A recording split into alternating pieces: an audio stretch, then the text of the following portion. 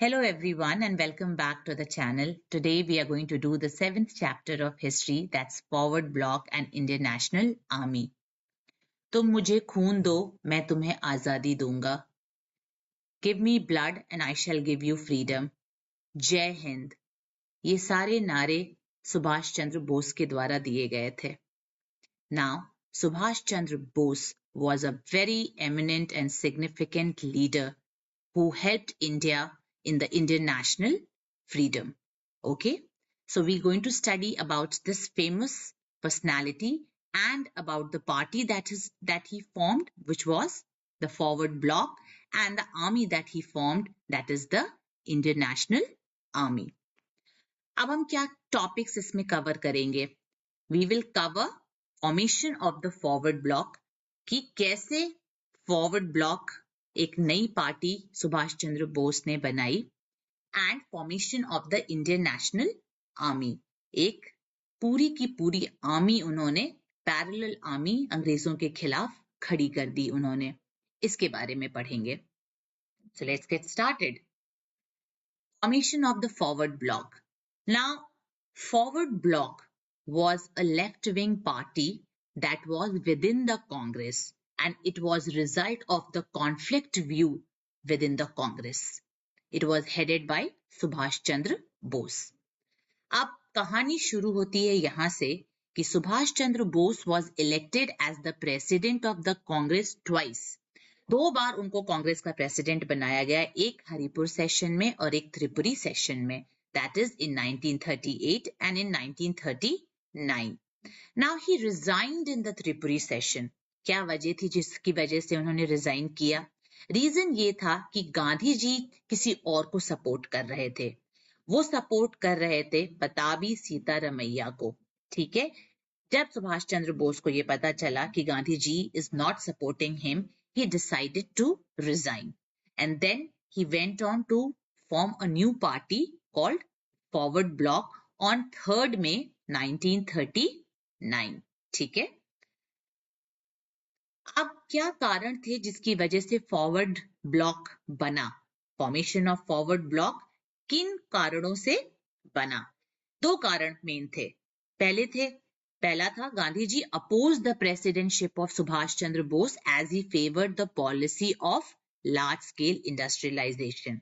सुभाष चंद्र बोस चाहते थे कि बड़ी बड़ी इंडस्ट्री सेटअप हो हिंदुस्तान में, वेयर एज गांधी जी चाहते थे कि विलेज लेवल पे छोटे छोटे स्केल की इंडस्ट्रीज हों, जिससे कि हम लोगों को सेल्फ रिलायंट बना सकें. ये 2 वैचारिक मतभेद थे. ठीक है, दोनों के बीच में वैचारिक मतभेद हुए. अब त्रिपुरी सेशन में क्या हुआ? Bose wanted that Congress should help people who were there in the princely states to gain freedom, whereas Gandhi ji was against it. ठीक है, देन तीसरी चीज ये थी कि Britain was facing difficulties because of German threat, और Gandhi ji had a soft corner for Britain. He wanted to compromise. ठीक है, एक कॉम्प्रोमाइजिंग एटीट्यूड गांधी जी चाहते थे, और वो कॉम्प्रोमाइज क्या था? That he decided that national movement को हम सस्पेंड कर देते हैं जब तक ये वॉर चल रही है. वॉर कौन सा वॉर? Second world war. ठीक है, सेकेंड वर्ल्ड वॉर जब तक चल रही है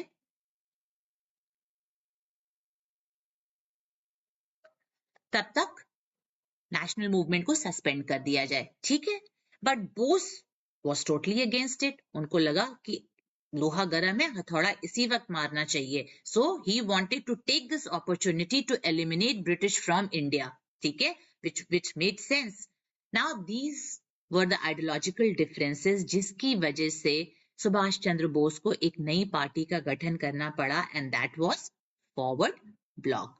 अब फॉरवर्ड ब्लॉक के ऑब्जेक्टिव्स क्या थे? एम क्या था? किस सोच के साथ एक नई पार्टी का गठन हुआ, वो पढ़ेंगे.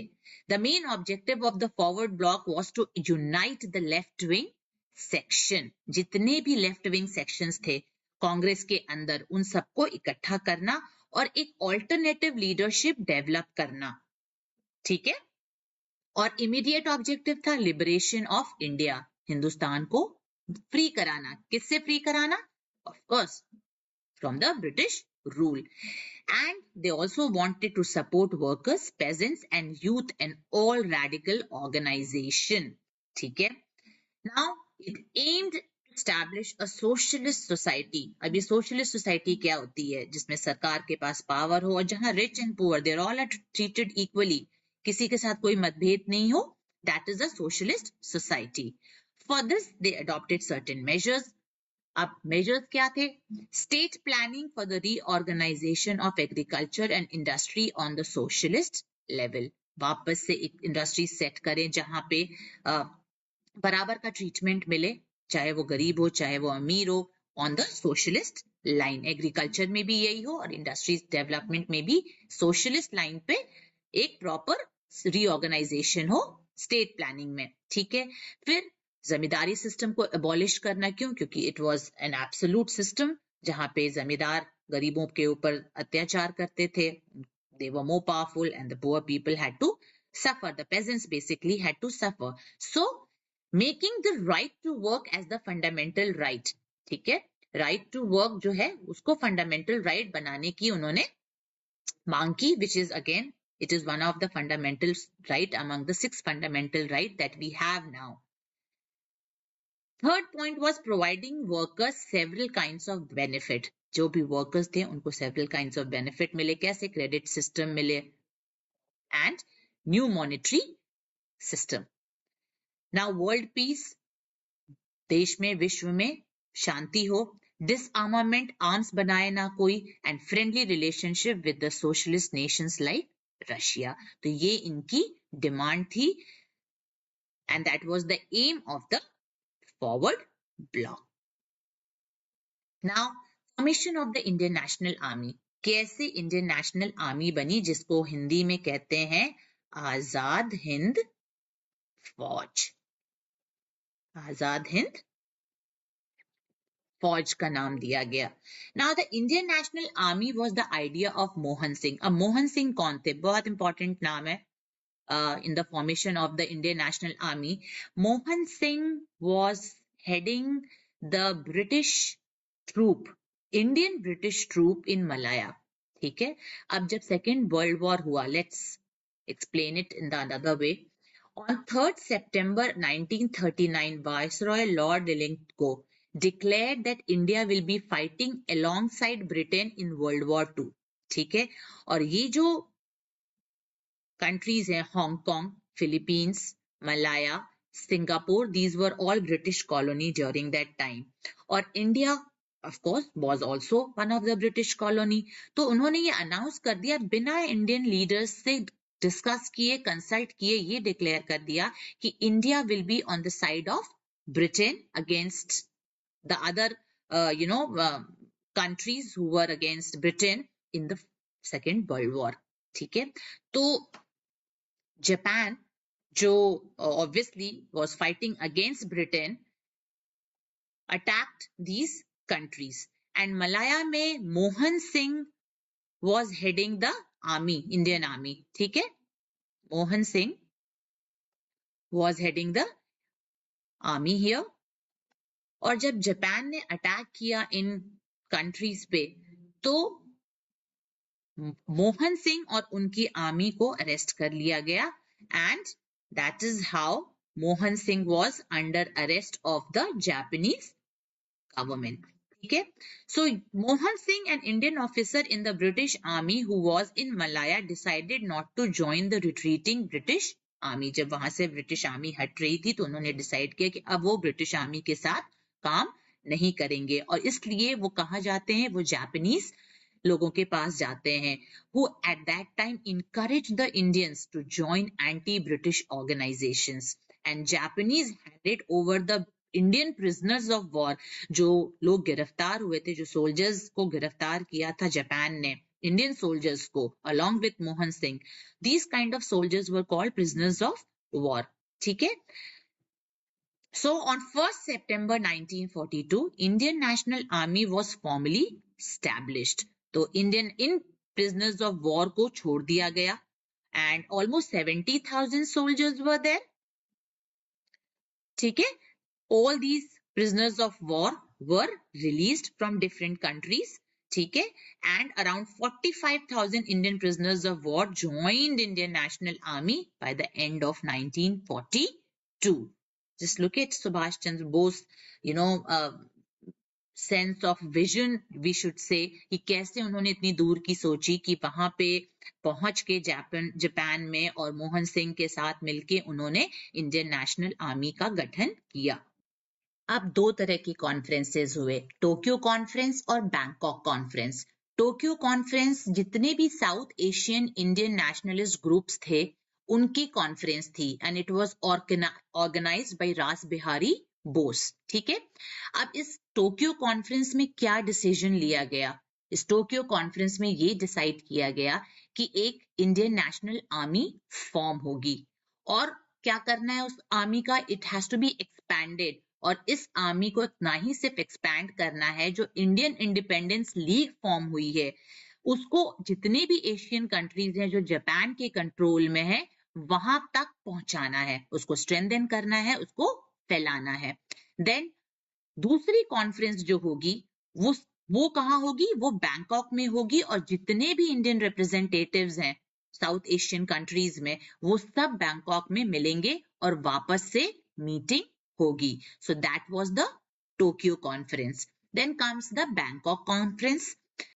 तो सेकेंड कॉन्फ्रेंस होती है वो बैंकॉक में होती है, और it was held from 15th June to 23rd June in 1942।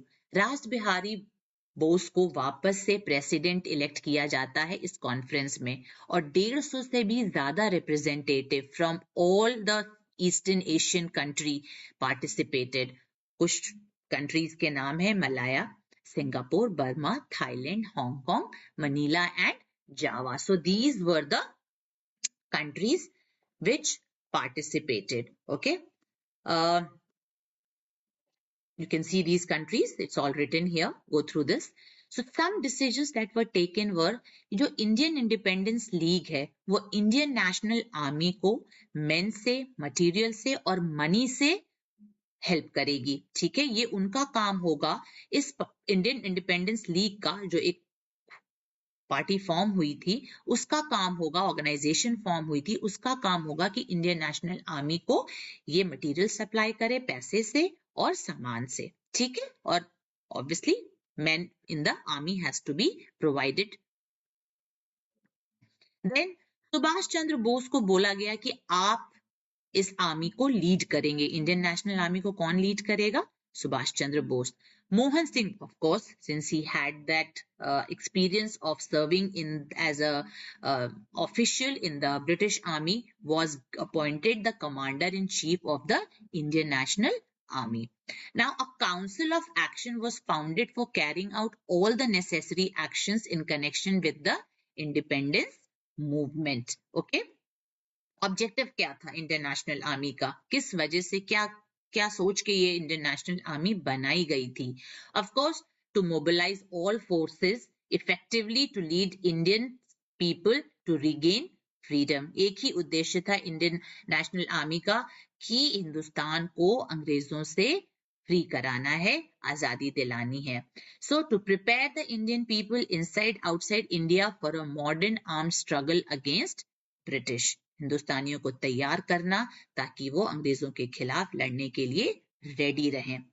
To organise a provisional government for free India, एक ऐसी सरकार को रेडी रखना जैसे ही देश आजाद हो ये provisional government will be in action.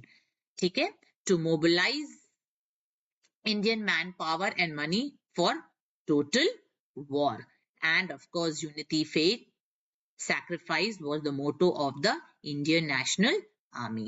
Okay. Now, contribution of Subhash Chandra Bose in INA. INA is Indian National Army.